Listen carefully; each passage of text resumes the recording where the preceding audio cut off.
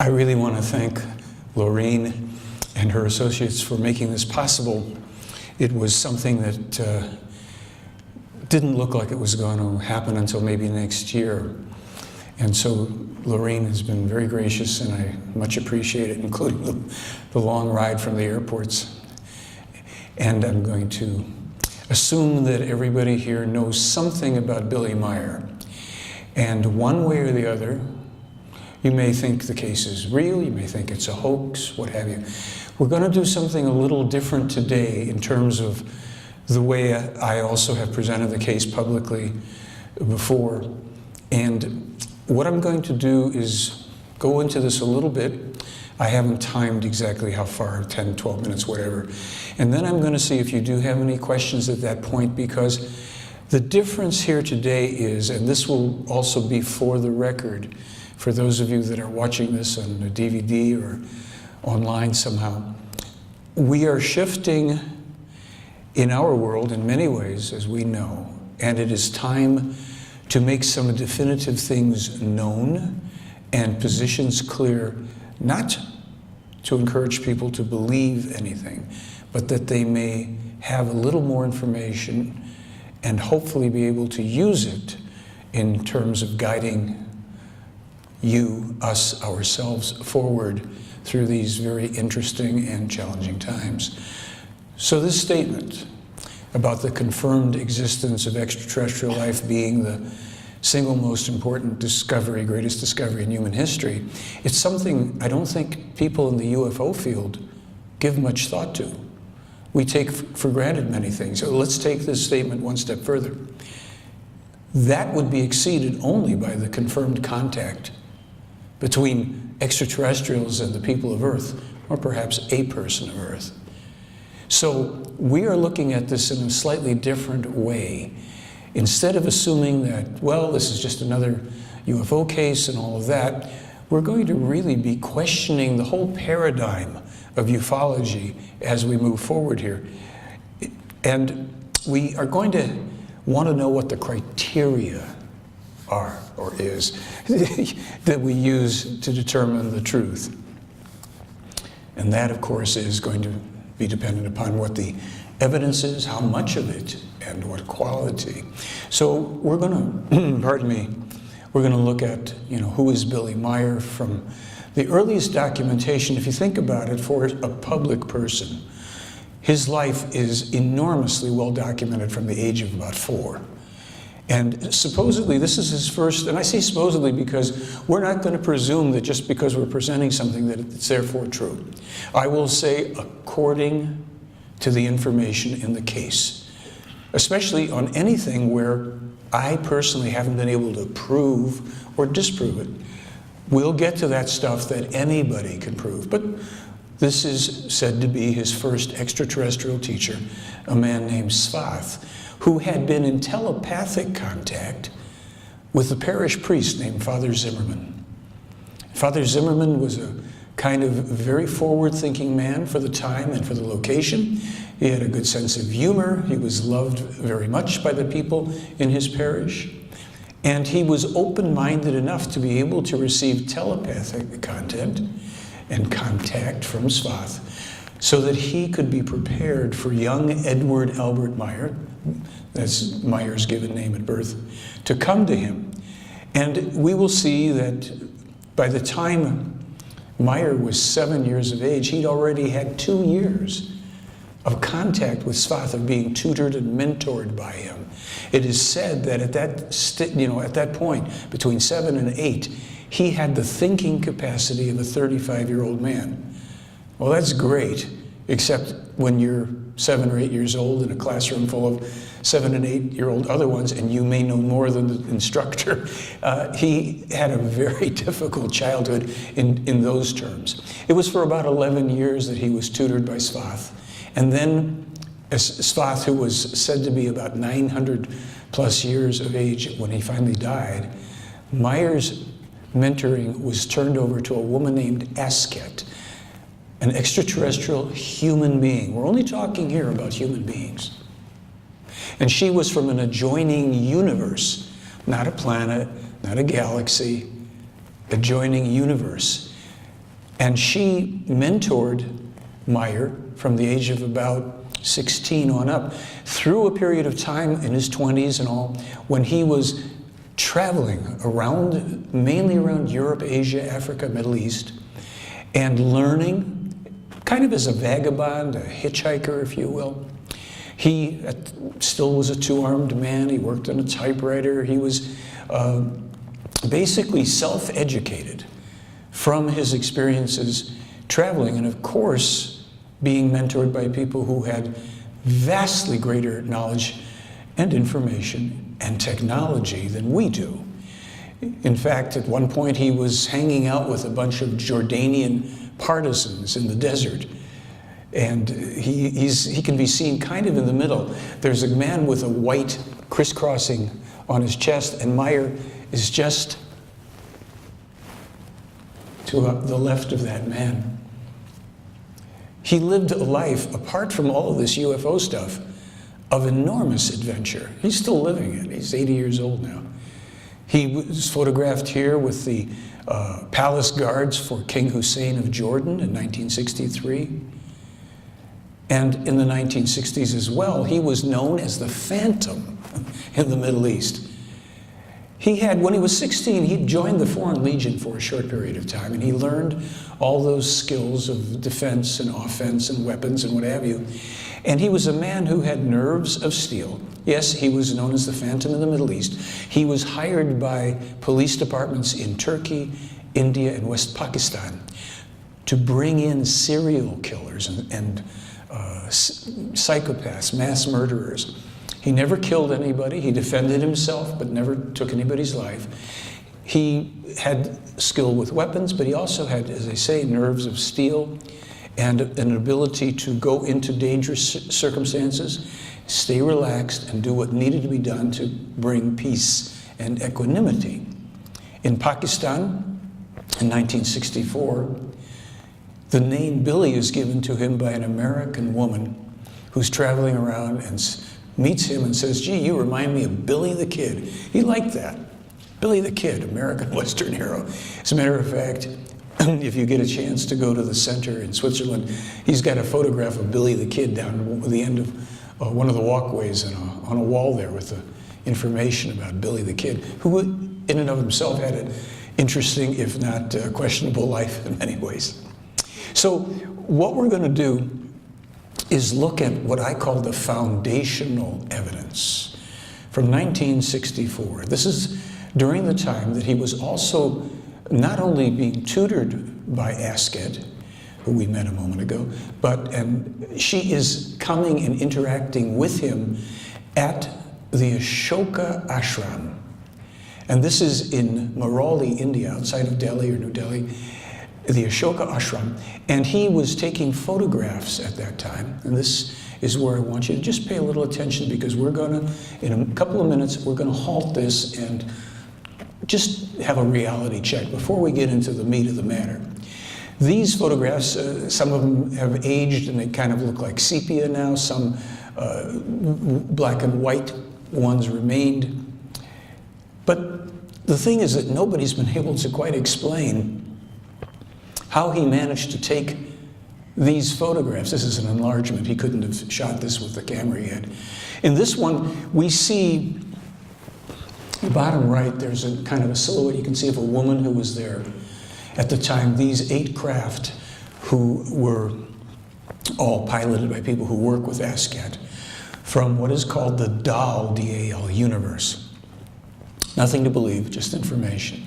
Well, these kind of photographs of lights in the sky is what we usually get in terms of ufology. Nowadays, if you have some UFO photos or films, they'll be better quality, but you're going to be seeing some things that are still unparalleled.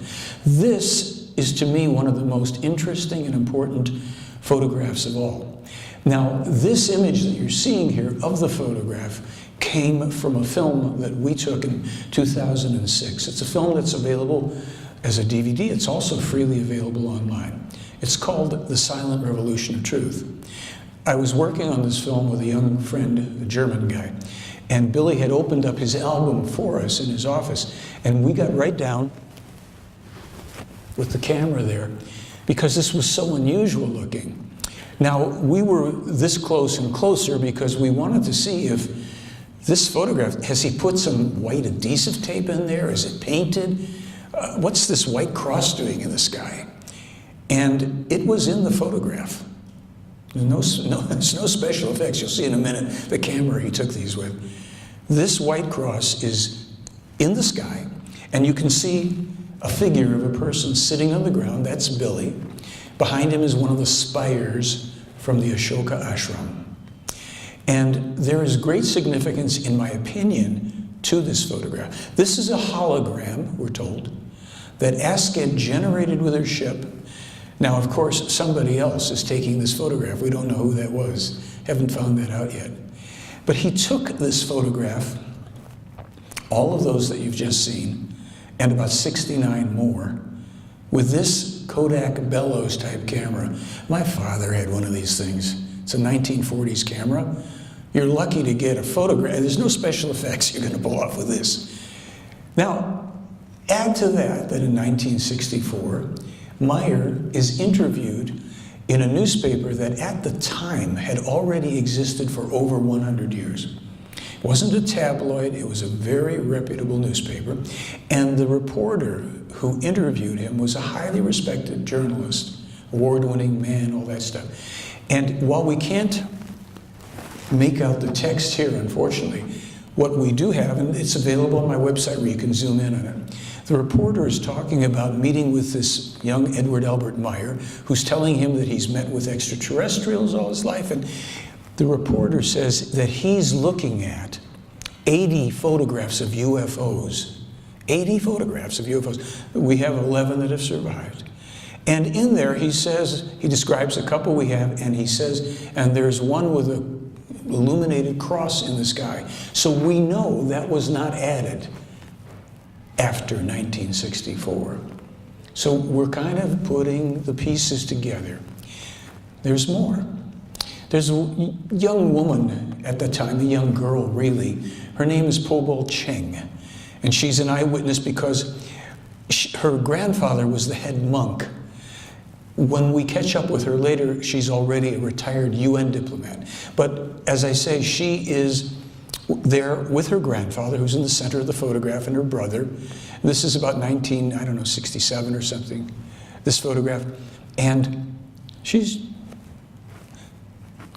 just a kid, but she's going to come forward years later.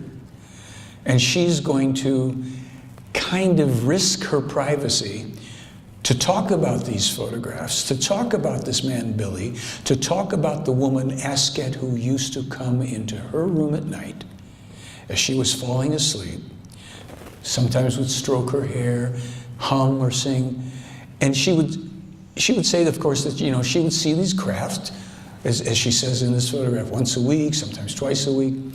And she'd say, when Asket would come into the room at night, in the morning she would wake up, and she always felt like she knew a little bit more than when she went to sleep that night. She was interviewed again in 2000.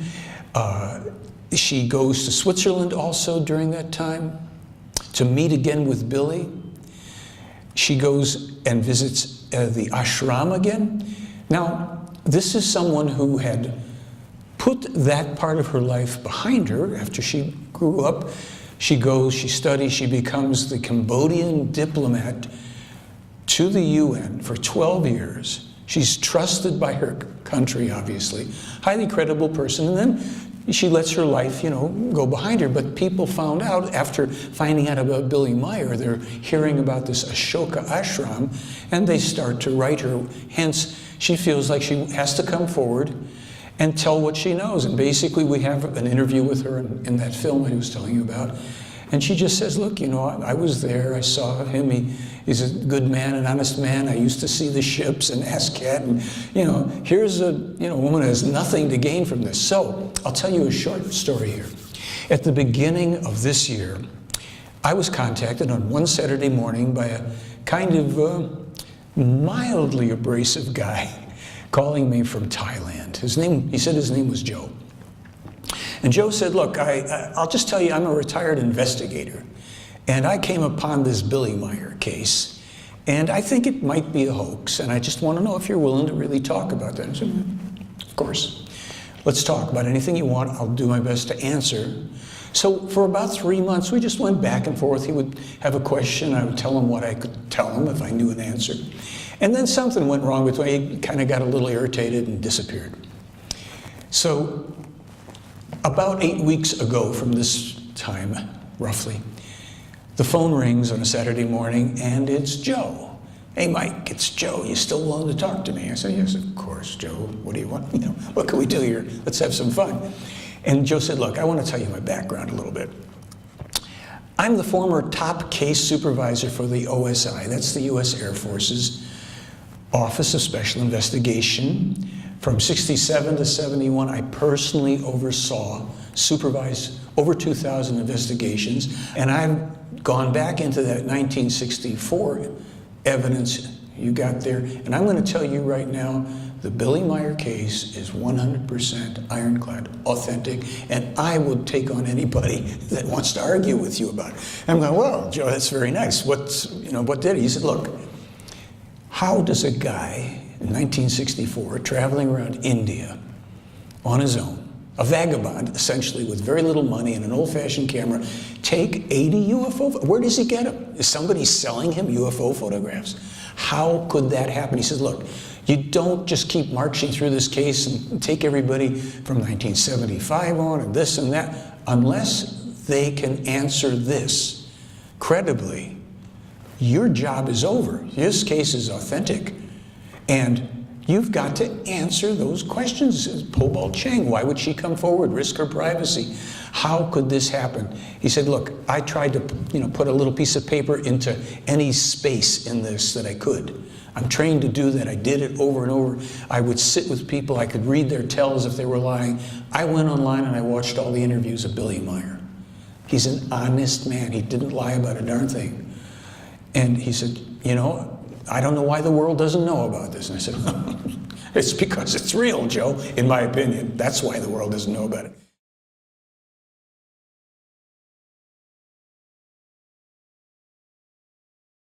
We're going to move now to 1975, to when what's called the official contacts begin. We're going to examine some of the evidence. There's so much here that we really can't do it all, but we're going to get an overview. After Asket had mentored Billy Meyer, for those 11 years that trust was going on, he began to have what are known as the official contacts in 1975, starting on January 28th, again with a woman named Semyaze. Now, I'm going to toss something out here simply because in this neighborhood, people may be very curious. And let's be blunt about it. Well, are the only people that this guy's supposedly meeting with blonde, blue-eyed women and old guys with gray hair? No. We will find out in time, and we will hear at this moment, according to the information in the case, which is something you'll hear me say perhaps frequently, the universe is teeming with human life, skin color variations over 340, height, size, number of digits, all varies. Myers met with people we would say they looked Eastern European, perhaps African, Asian, people who we would say look more like the red races. It's not a racial thing, it's a human thing. We are all connected everywhere. And we'll just leave it at that for the moment, and we can always discuss more about it. In 1975, Billy Meyer had already lost his left arm in a bus accident in Turkey. He didn't know how it would happen, but he had been told 10 years in advance, you're going to lose your arm. There's nothing we can do about it. You'll have the choice whether or not you want to continue with the contacts and with bringing this information to your world or not. And your life is going to be very difficult. You will be married, you'll have children, but it's going to be anything but a picnic. Good luck. And they continued to meet with him. He told me at one point, he said, about 1 year before I lost my arm, I was on the beach in India. And I was looking around and I saw a man with his family. The man only had one arm. And I thought, oh, that's right, I'm going to lose my arm. And he said, I pushed it to the back of my mind. He has an interesting ability to do that because he knows many things about his own life and other things that will happen that he can't allow to be affecting him and throwing him off his path, especially and including if they pertain to his own life and the dramas that would happen there. Now, Semyaze has a father whose name is Ptah, and Ptah is the leader of this, we'll just say it once, alleged race of extraterrestrial human beings called the Pleiaren. The term Pleiadian, which many people may have heard, was coined by these people in 1975.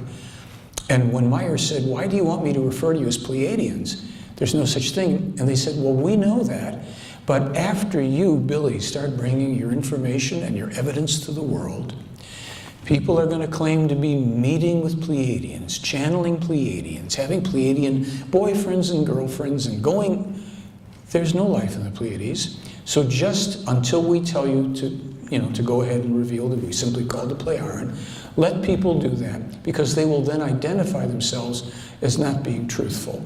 Whether it's intentional or they simply have a belief, this will kind of change things. All right.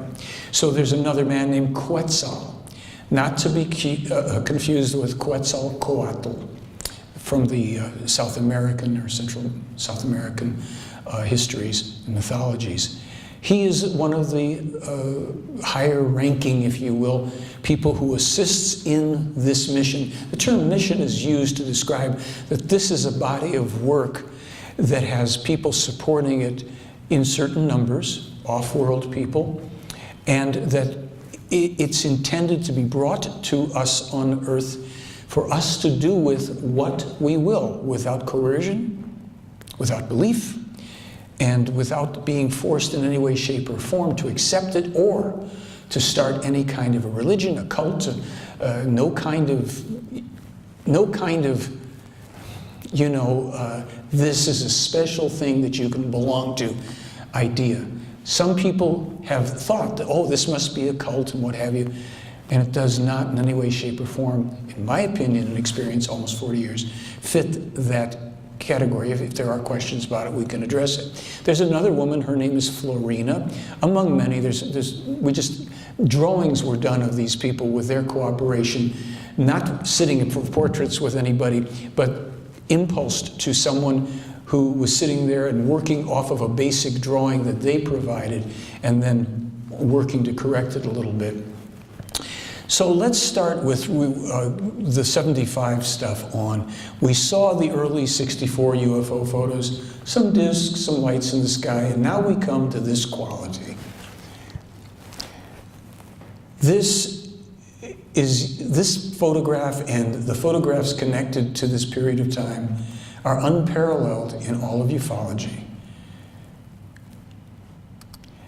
This photograph Billy took from a little distance. You can see that the branches in the foreground are blurred because his camera was focused on the distance. This is not a small tree with a model. You can see the reflection of trees and clouds and what have you. And what they did is they moved the craft around the tree for him. He zoomed in on this one. He now has a 35mm camera taking these photos. So when people want to tell you about UFOs from outer space and all of that, and they show you pictures of lights in the sky, you can go, well, what about this, 1975? Pre-computer era, pre-digital, we're back here.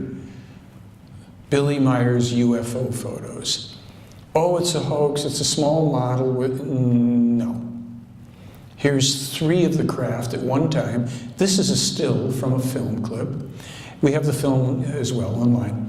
And these objects are all kind of pulsing like this. The smaller ones, I think, are rotating. They disappear at a certain point, and only the one in the center is left. Then Meyer was on board one of the discs and took this photograph over Switzerland with a disc close in the foreground, another one behind it, broad daylight, no trick photography.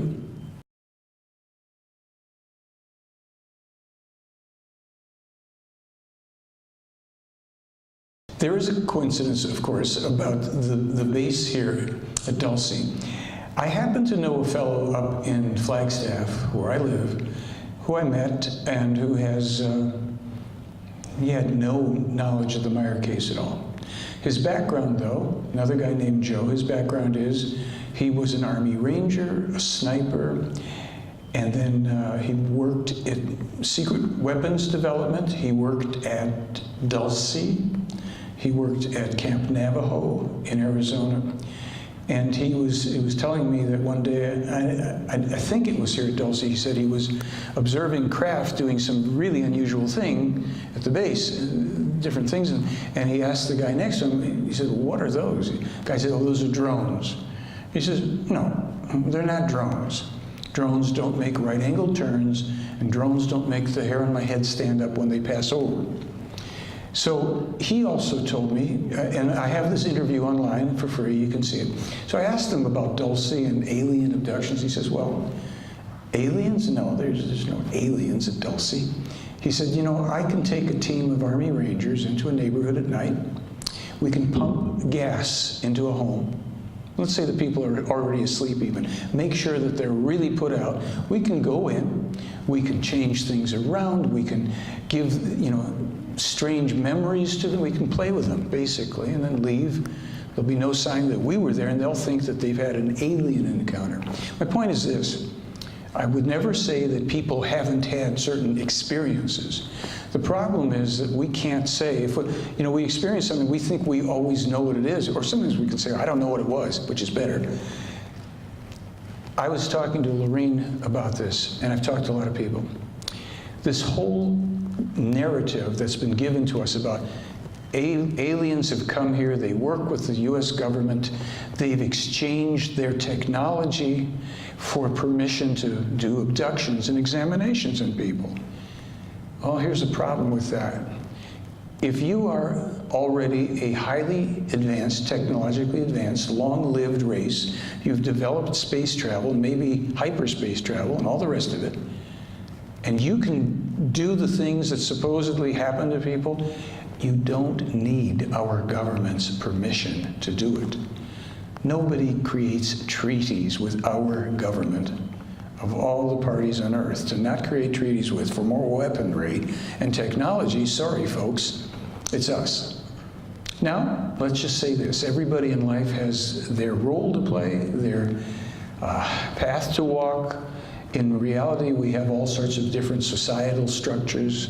We have economic, political, military, governmental structures, and people dutifully do their work in them unless they come to a place of conscience where certain things don't allow them to do certain things anymore. There have been alternative craft in development on planet Earth since the 1920s. The first sightings of real extraterrestrial craft during modern times were during the First World War.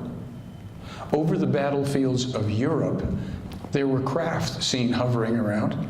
Each side at first thought it was the secret weapon of the other side, until nothing happened to anybody, nobody was attacked by them. And then the powers that be, the leaders of different countries, decided in a conspiracy of silence, we're not going to talk about this because it destabilizes our own power. If we admit that there are craft and beings outside of our constraint, our control, we don't know what their agenda is, chaos will ensue. We can't control that. Therefore, if it ain't bothering us, we're going to continue to do whatever we do on this world. And that was carried up into the 1940s when the Roosevelt administration was made aware of the fact that there was extraterrestrial life of some form. There was an author named H.G. Wells, and there was an actor and director, producer, filmmaker named Orson Welles. Their names were spelled differently. They were told under threat of death to them and their families that they will produce a radio broadcast called The War of the Worlds. Little evil green men invading New Jersey or whatever, men from Mars, whatever the story.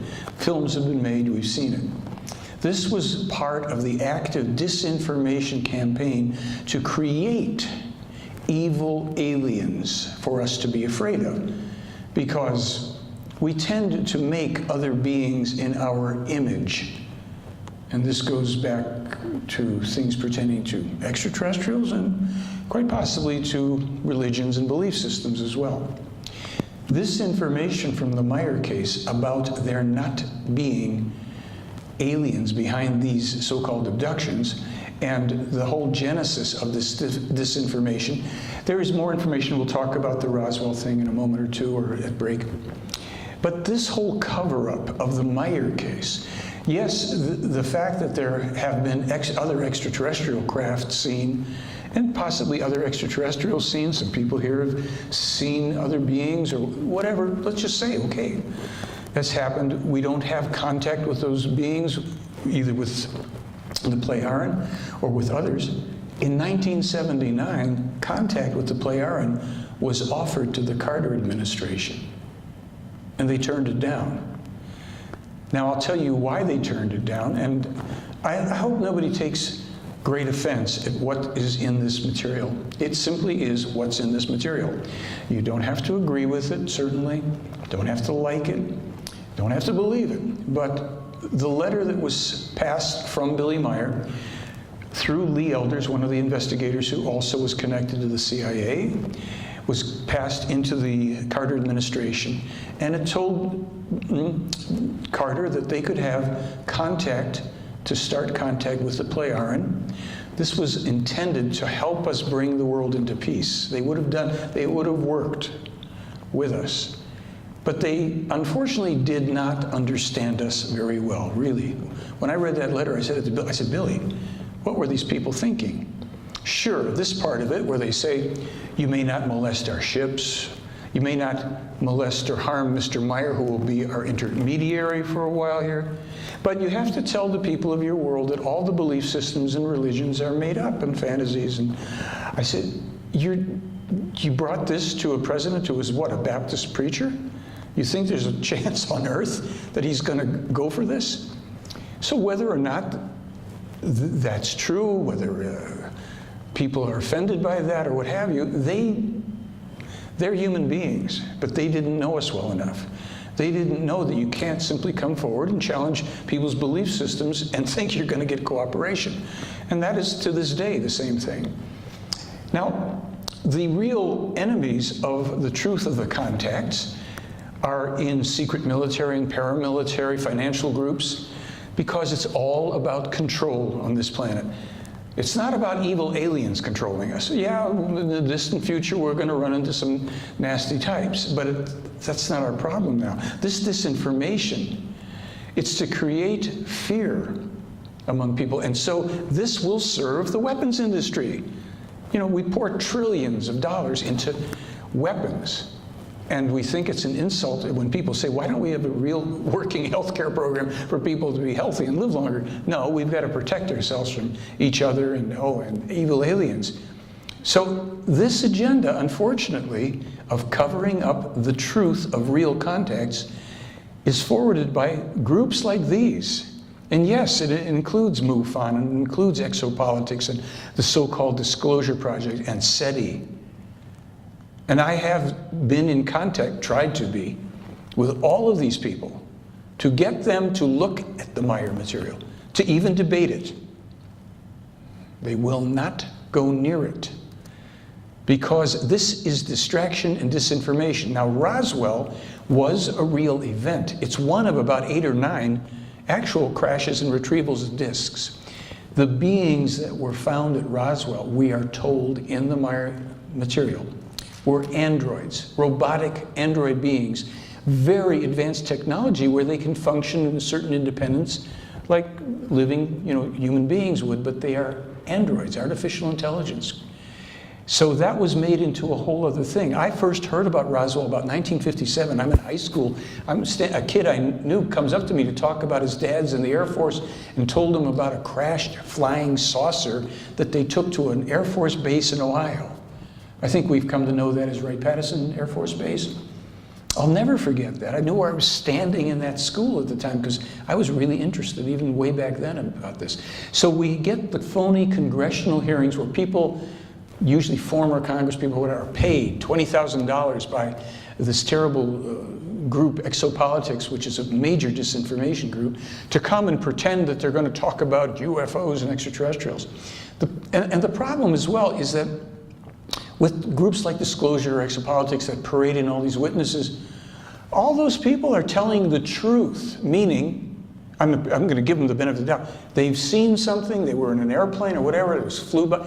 The problem is it doesn't make it extraterrestrial, and nobody has one piece of evidence that it is. So these things are all hyped up, and they get hyped up through media and entertainment. Fax the government, I was told by Stephen Bassett of Exopolitics. He told me, I know the Meyer case is real, but it's not time for it yet. Can you believe that? You have the thing you claim to be looking for, and it's not time for it. This is because the UFO community and industry, not the people that are sincerely interested, you want to know the truth. You came here because you want to hear what this perspective is. Whether you agree with it, like it or not, you're curious, you'd want to know the truth and figure it out. The industry, and that also includes SETI, perpetually, searching for extraterrestrial intelligence. No, they're not. I've sent them stuff. It's mind-boggling what we've provided to them. What I haven't shown you in this, and which I'm about to get into some more information here, I didn't include in my presentation all the scientific stuff, astronomical information, published by Meyer anywhere from 5 months to 60 years before we officially discover it. That's how knowledgeable these people are that he meets with. But these groups and organizations, they don't want to know. And the reason is, I call it the empty room. If MUFON ever, as an organization, and I've challenged them for years, if they would ever say, the Billy Meyer case is authentic, and everybody leaves the room, they're not going to listen to more presentations on lights in the sky. What for? We want to know what this is about. So the bombshell with MUFON, and remember I told you there was a guy who still worked at Orbital, and he's the source of this quote. Most of MUFON's public information was intentionally bogus or redacted. The US State Department and the CIA basically controlled this activity. He was told this by a regional director for MUFON, who was trying to enroll him as some higher up in the MUFON structure. And the guy told him, well, we have to vet this information if there's good. A lot of these sightings, the reason people are encouraged to do sightings, you're doing research for the military. You are coming back with photos or films, if you can get them, or eyewitness accounts of how craft look, what you can see, what you can't. Now, I'm not going to tell you that people haven't seen extraterrestrial craft. I've seen extraterrestrial craft, I've seen terrestrial craft. But most of what is going to be seen and reported to MUFON is going to be people doing, unknowingly, research for the military. How nice. There is a higher standard of proof, even beyond everything I've shown you already of Meyer's stuff. And that's the prophetically accurate information. And that's derived by these people from an understanding of the universal, immutable law of cause and effect. That's the way everything works in life, cause and effect. So they know how to do calculations and projections to come out with very accurate information. They also use time travel sometimes. But let's just go back to 1946. 1946. 71 years ago, young Edward Albert Meyer is being told about the main causes of the climate change, which will become a climate destruction triggered by the mass of humanity, through which the entire earthly ecosystem, the climate, the atmosphere, nature, and the whole planet up to its very foundations will be destructively included. 1946. At the same time, in 1946, Meyer is told about the coming worldwide terrorism, about a refugee immigrant problems plural, that would be actually initiated by a woman in Germany who would open the floodgates irresponsibly and allow criminal elements to flood through Europe. We'll have more on that in a minute. And we'll be having more on that from here on out in our world and our country. Financial collapse that is coming to this country as well as to other countries in the world. The environmental destruction, we mentioned it, widespread racism. There's going to be More of that. We haven't seen enough of it in this country and elsewhere. All of this stuff, and this bothers a lot of people, it's caused by overpopulation, by human beings overbreeding, outstripping the capacity for the resources of the planet, not only to produce sufficient food of good quality that hasn't been robbed of all nutrients, but breathable air, disposing of the wastes from animals and human beings. The system is, according to these people who are scientists as well, quite scientific, there is a balance that nature has that we have long gone out of touch with. We do not, certainly in the Western world, I don't think this is a surprise to many people here, we've just ignored the wisdom of nature and the wisdom of those who knew and understood nature and tried to live by nature's laws. In 1948, Meyer is told about the space satellites that will go up, about the moon landing hoax, the one that would be false, the first one. He's told about that 21 years before it happens. He's told there will be real moon landings, but the first one won't be. And there's more on that in this case too, including what happened, how it was done, he's told about the Kennedy assassination, the US-Iraq Gulf Wars, Islamist terrorism, not Muslim terrorism, but Islamists who would be radical people who were psychopaths, pathological killers, under a banner of a religion that they were not really a part of. There would be huge quakes and volcanic eruptions with new land arising in the Pacific and the Atlantic, and they told him already about an EU dictatorship, the European Union, that would push along with the US to try to provoke Russia into a war, which if they succeed, kiss it goodbye, because we don't win that one. There's more information we're going to come to in this, for those that want to sit through this. Rampant child abuse, which we've never seen such epidemics of that as have been being revealed in the past decades. The sea quakes that are going to come, we'll be seeing those starting fairly soon with the giant tsunamis. We've seen a little bit of the beginning with the events in Indonesia and Japan and all that, but there are huge calderas that will be erupting. And see, when they told him back in the 40s, keep your eye, and I'll get to more about that, about these eruptions. Svath told him back then, we have a whole thing. There's a place in Italy, it's in Italian it's called Campi Flegrei, Phlegraean fields, the fields of fire. And that when that erupts, that's at a time when great quakes are happening in central Italy, and then the eruptions of Vesuvius and Etna, Stromboli, and especially this, which is a caldera. Parts of Italy and other countries are going to be going into the sea in the coming times. There will be a huge amount of this environmental destruction and upheaval coming, not to scare people, but you should be warned, because when you see certain things going, if nothing is, you're going to go, wait a minute, I think we heard about that. Well, Meyer started to publish this stuff long ago. When he's 14, he's publishing information himself. He comes out at 14 and sends, with the help of a school teacher, sends all this information around the world about these ray weapons and vibrational weapons and damage to the ozone layer. He's told about it in the 40s. He publishes it in 51. All of the modern technology, we've got the electronic stuff. As I said, all this stuff with the quakes and the environment destruction, and the early ventures into space, genetic engineering. Now, what we have to say in all fairness to science is everything is a double-edged sword.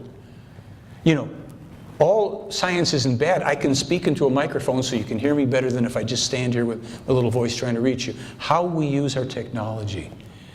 Obviously, so much of it is used in the wrong way. Okay, we're here, it's now, and we got to, get through all this stuff. In 1951, he's publishing the warnings he's been getting from Svath now. I've highlighted that word storms, flooding rains, and as well as the ozone layer. Look at these hurricanes coming through of almost unprecedented magnitude, and we haven't seen anything yet. We're seeing the beginning. Unnatural climate change. That's because of human behavior. Climate change is natural. global warmings, coolings take place, but it's now 75% man-made from all of the misuse of technology. In these years, in 51, 58, and 64, Meyer's environmental predictions cover all of the things you see here, the rising temperatures, the change in the rain and precipitation patterns, glacial melting, climbing sea levels, which are going on now. I think those of us who've been living in coastal areas or visiting coastal places, and I've got a friend who's a diver, he's been sending me photographs of different places, sea levels rising. There's no doubt about it. The extreme weather, environmental events with the disaster, it's coming. Then there's pandemic diseases, and they can be spread when you've got these kind of environmental crises, you know, and food and water shortages, disputes over refugee resources. Now, why did I show you these? Because in 2014, the Pentagon comes out with their own findings about what they call climate change threat multipliers. They are the exact things that Meyer began warning about in 1951, that he was warned about in the 1940s. But he also, in 58, talks about phantasmagoria through movies and televisions, as they later will through a worldwide interconnecting of computers and electronics. Like some of the elders had spoken about the web of communication around the world. Meyer isn't necessarily the first person to talk about all of these. He's the first person to talk about all of them, but there's people in different times and places who've mentioned these things, but they usually have a piece here and a piece there. So this is a time when the upheavals have begun, they're underway.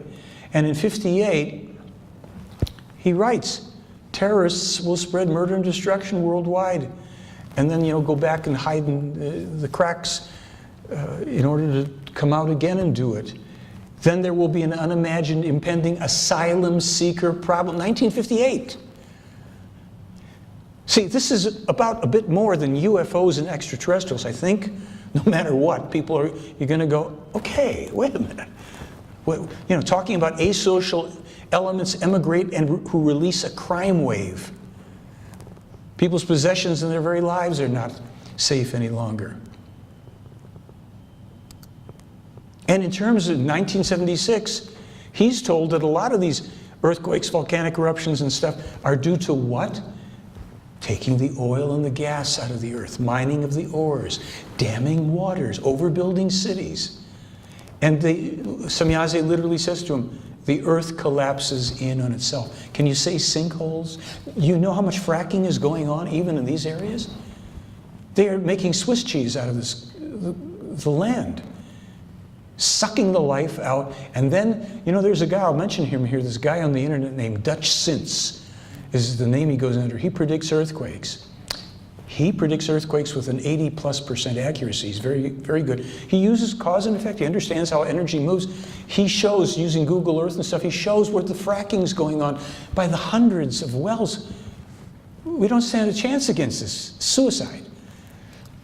In 58, Meyer forewarns specifically 2 U.S.-Iraq Gulf Wars. And he goes on, he says, the second one will be led by a president who's the son of a former president.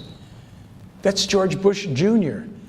He again names radical Islamist terrorism, the fall of Berlin. He names AIDS by name and foretells plastic credit cards, portable phones, the internet, and again, now he mentions the, as yet to occur in 11 years from then, hoaxed moon landing. The danger of IS terrorism in 58, he specifically says, and it will be that fanatical Islamists carry out bloody revenge on the distant descendants of the Christians for their earlier crusades when they accomplish their deadly and destructive acts through irrepressible terror all over the world. So people think, oh, it's not such a big deal. We're still seeing stuff here, folks. So let's see if we can get a little more from Meyer here. These are clips from other films. Wird weltweit sich greifen, wenn nicht endlich wirklich etwas getan wird, das greifend ist. Die einzige Lösung wäre eigentlich eine multinationale Friedenskampftruppe. Das ist das Einzige, das wirksam ist, denn nur da unten die Syrer und die Iraker gegen den IS, die können rein nichts ausrichten. Und mit den Bombardements, das die Amerikaner veranstalten, da unten wird auch nichts gebracht. Das ist nur Geldmacherei. Jede Bombe kostet sehr viel Geld, die sie runterschmeißen. Dadurch wächst die Waffenindustrie, macht Profite und damit hat es sich. Aber es ist nichts damit getan, um den IS aufzulösen. So, I want to find out if, did anybody have trouble reading that? Basically, just to tell you, what Meyer has said here is that all of this stuff is mainly to make money for the U.S. weapons industry. The bombings and what have you, that there must be a true worldwide global, it's called a combat peace force, drawn equally from all the countries that go in whenever there's a terrorism, an uprising, a war about to start, high criminal activity. They go in and they confront and they say, you need to surrender. And if they surrender, they're taken, they're tried. They don't hang people. They remove people permanently for the rest of their lives to a remote place, not in a little animal cage, but like on an island or something where they're given the basic provisions to fend for themselves, take care of themselves, grow their food, what have you. But they don't kill people off because they want people to struggle with their own conscience, to evolve enough in a given lifetime so that, and this ties into something about reincarnation we may be able to get into. Basically, we are not doing it right because the U.S. wants to be, the ruler of all these things and doesn't want to cooperate with other countries. So we are not really dealing with the IS in the most effective way. That's unfortunate. So let's just see if we can get this one to go. This is more about the terrorism. Der Terrorismus greift weltweit sich mit dem IS, genauso wie mit Al-Qaida. Nur noch viel schlimmer.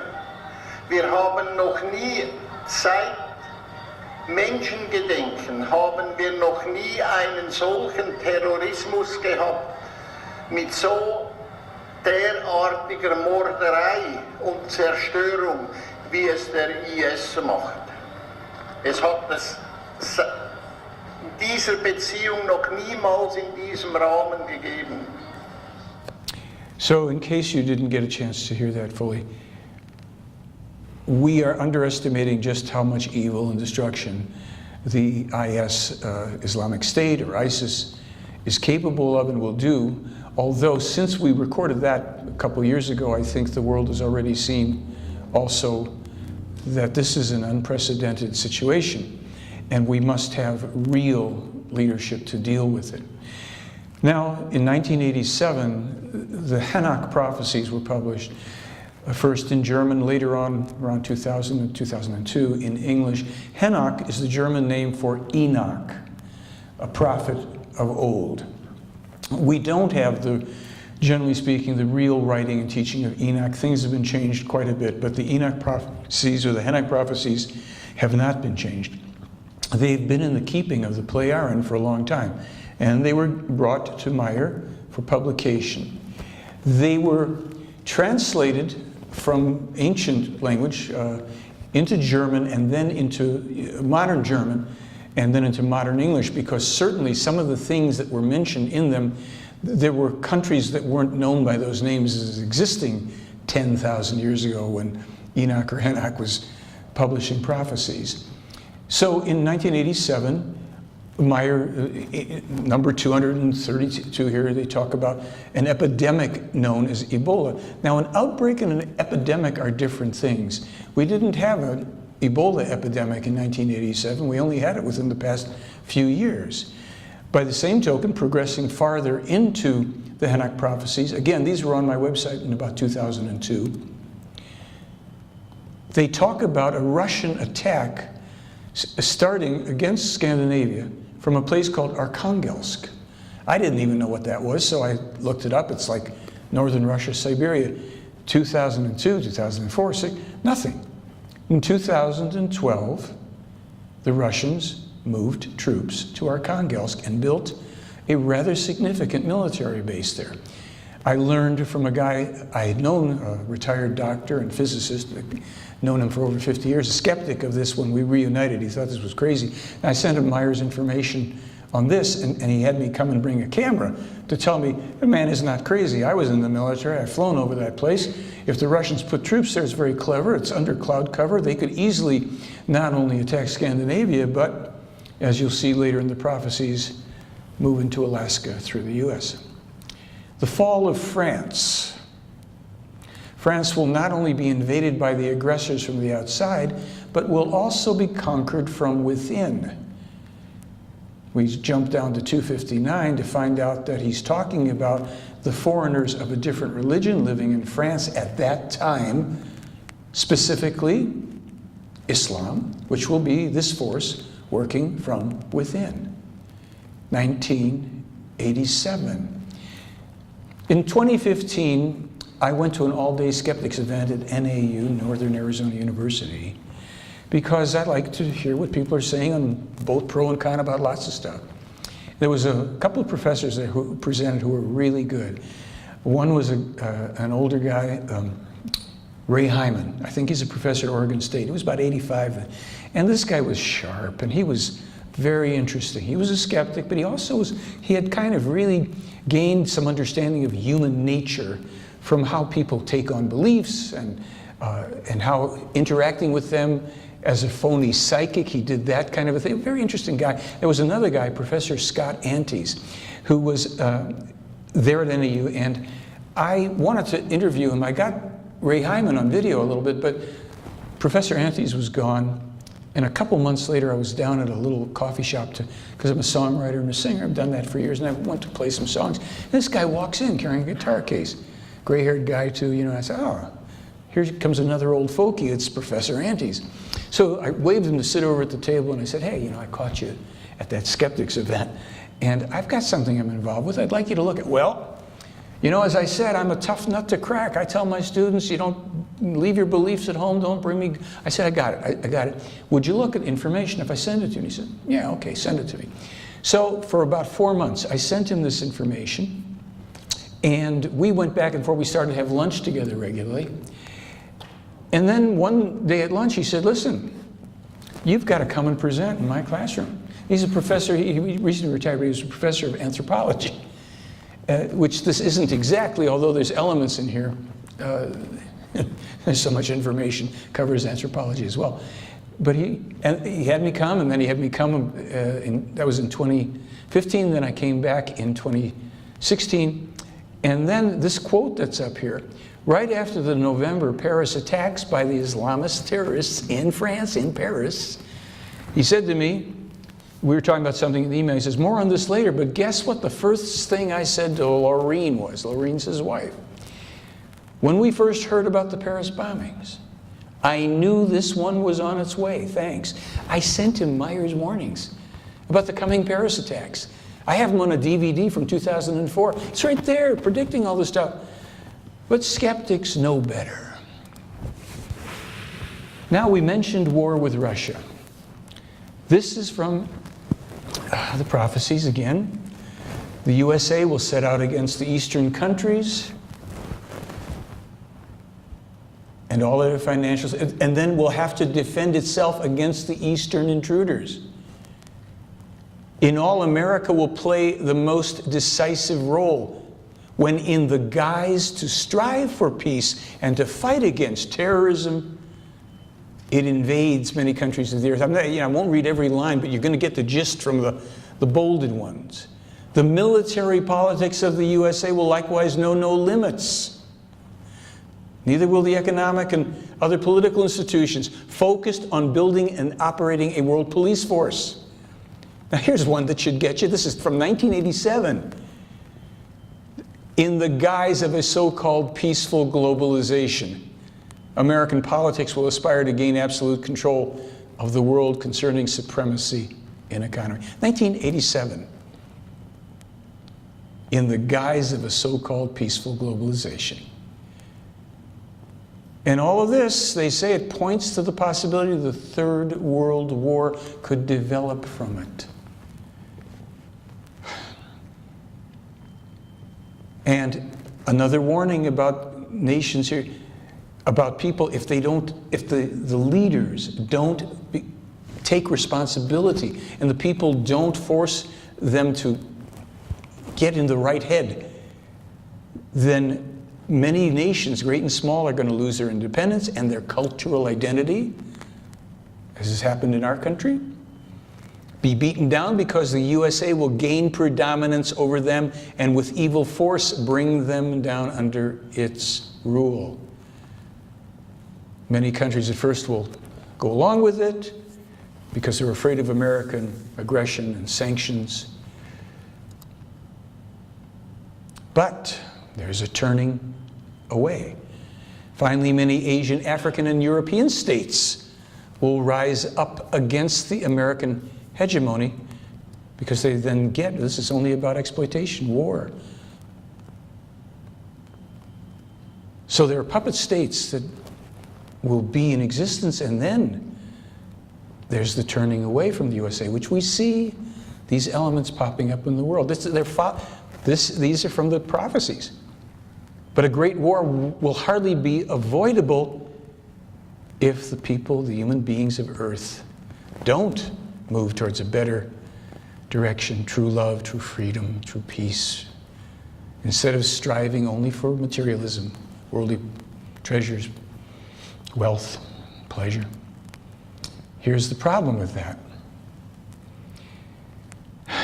Not even all the terrible happenings will hinder the USA in continuing to proceed with its actions against other countries. Even when the North American continent will be stricken by the most terrible catastrophe, the asterisk goes right to Yellowstone.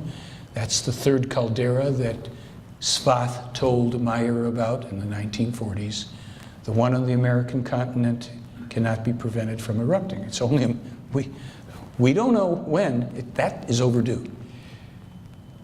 And then he says, even when that occurs, the most terrible catastrophe that's ever been recorded, evil military powers will wreak havoc with computerized and nuclear, biological, and chemical weapons, whereby it will also happen that computerized weapons become independent and cannot be controlled any longer by human beings.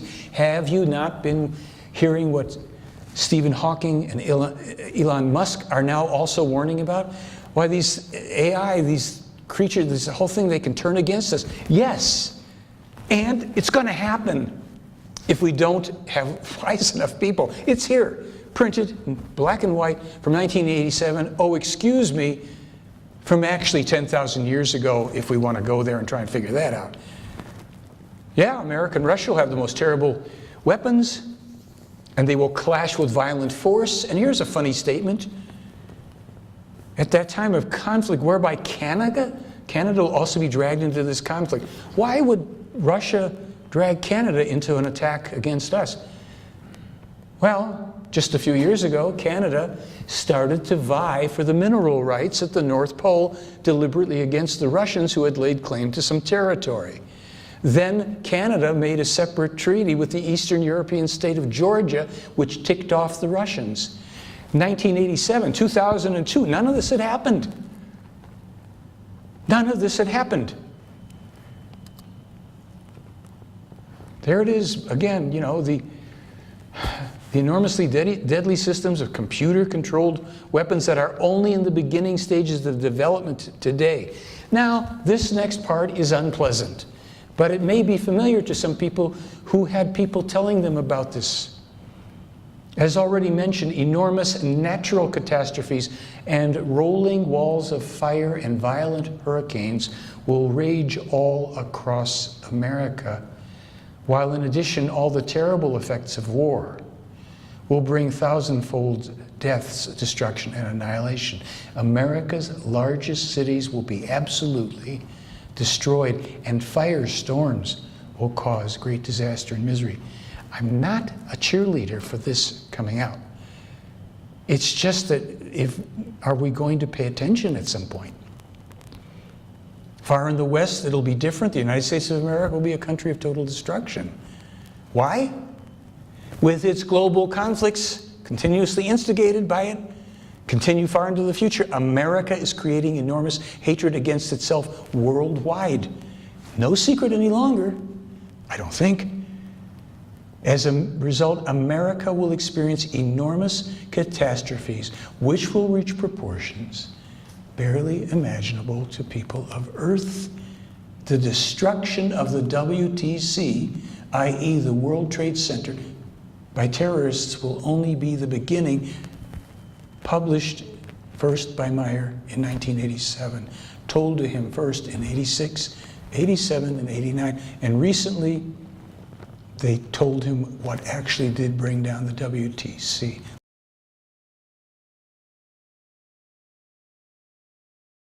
After 2020, Meyer was told this in 1975 and again in 2012. The fate of America after 2020 will depend on who succeeds Obama as president, their advisors, and which internal and external policies they pursue. Patah said to him in 2017 that in terms of the environmental events coming, because he was talking to him pending all of this, it's too late to change any of the environmental things, because he was talking about storms coming to Europe, Greater Eurasia, and all of that. That is now no longer preventable. We get that. And basically, to follow up on the 2020 thing, the superpower USA could come to an end after 2020 if nothing in this country changes for the better by then. Now, that doesn't mean that people have dropped A-bombs all over the place. Superpower USA means United States of America. And if what they're talking about with civil wars, which some of us may see are kind of in motion, it means that 2020, after 2020, we may be in that kind of a state where the anarchy and the breakdown is such that as a United States of America superpower, it's no longer what this country is. But it doesn't mean that certain things don't proceed. Strangely enough, most people may feel at this point, when I pop this next one at you, the core of all of these problems is in overpopulation. Now, this is not a call for eugenics, for killing people off, and all of that. It's really talking about the balance of nature and what happens when you go out of balance with it. And there's very, very specific remedies, which they're all available. We can talk about how they talk about staggering births, so that that there's a periodic allotment of births rather than people just constantly every year breeding millions of people per day and whatever's going on all over the place, because we're doing this to ourselves. Again, it's not about eliminating people, killing people. Now, there may be people that think that they want to do that, the so-called various groups that want to kill off the population, but let's remember that the so-called elite and powerful people still need people to work for them. They don't want to do the stuff to keep the production of things going that they rely on other people to do. So these are, other things to think about. In terms of solutions, the real solution then, it isn't just in floating an idea here or there. It's about studying a teaching. Like if you want to study car mechanics or electronics, you don't go to a belief system, you go to a teaching and you test it. This is a non-religious, belief-free teaching about complete 100% self-responsibility, understanding the law of causality, which we can see in all of nature. So we have to see things exactly as they are, not with hyper-happy New Age Band-Aids, not through the filter of doom and gloom, not pretending. We use something called neutral positive thinking. And that means when we see things as they are in reality, we then can choose what we will do with our own thoughts and how we will regard. Will we continue and perpetuate thinking that leads to certain feelings, that leads us to act certain ways, or will we change that? Some things that when we see them as they are, and the way means also inside of ourselves, That's fine. We can continue. Other things, we recognize they don't work, externally or internally. And the teaching is about how to think so that we can think effectively, and we test our thinking and how we feel about it and our actions, and then we start evaluating the results of that.